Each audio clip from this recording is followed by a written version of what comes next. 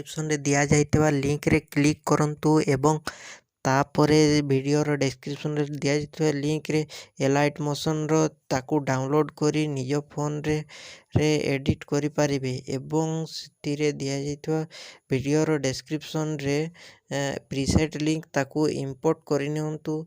ତାପରେ ସେଥିରେ ଆପଣ ଯାହା କିଛି ଚେଞ୍ଜ କରିବାକୁ ଚାହୁଁଛନ୍ତି ତାହା ଚେଞ୍ଜ କରିପାରିବେ ଏବଂ ନ ଚେଞ୍ଜ କରି ମଧ୍ୟ ଆପଣ ତାକୁ ସିଧା ଡାଉନଲୋଡ଼୍ କରିପାରିବେ।